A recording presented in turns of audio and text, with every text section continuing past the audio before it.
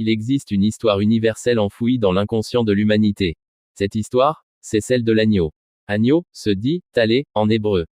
Gematria classique égale 44. Égale Gematria de, dame, le, 100. Gematria ordinale égale 26. Égale Gematria du nom imprononçable de Dieu. Les forces contraires tronquent les archétypes divins enfouis en nous en les transformant en fables, en religion. Elles manipulent les forces puissantes des messages universels produits par notre inconscient collectif afin de transformer les gens en moutons. Le meilleur exemple est la fable du personnage mythique de Jésus, l'Anus Dei, qui a produit 2000 ans de déchets spirituels, d'obscurantisme. Les fausses croyances doivent être évacuées par la déchristianisation de la société afin que l'humanité trouve le salut. Jésus est l'anus, une voie, un passage, mais celui des matières fécales.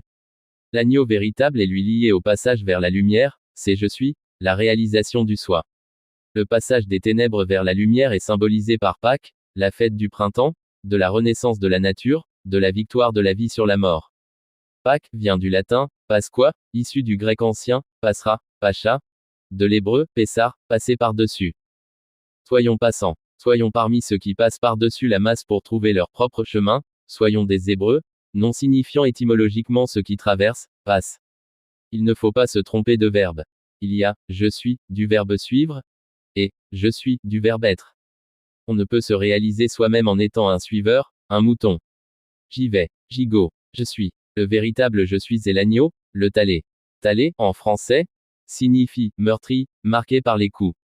Car Dieu, le Seigneur, et non le Seigneur avec un A, se fait petit dans ce monde. Il se trouve parmi les humbles, les exclus, les persécutés, les boucs émissaires, et se prend des taloches. L'un égale, l'un, plus, B, soit la lettre beit qui désigne l'intériorité égale le Dieu un en soi. Le mot, limp, qui signifie, agneau, en anglais sert également à désigner quelqu'un de, naïf, qui se dit, petit, en hébreu. Dans ce monde, Dieu se fait petit, et non grand.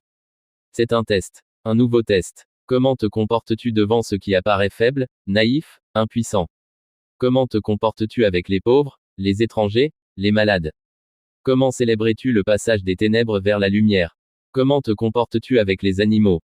Dans notre monde en exil, beaucoup préfèrent le méchoui au machiar.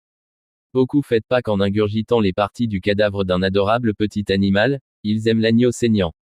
Pendant des millénaires, on a fait croire que sacrifier le symbole de la pureté et de l'innocence plaît au divin, ce qui est une inversion totale des valeurs. Les religions se dévoileront comme ayant été les instruments de loup déguisés en agneau. L'humanité doit prendre le chemin du végétarisme et du véganisme. Soyons passants.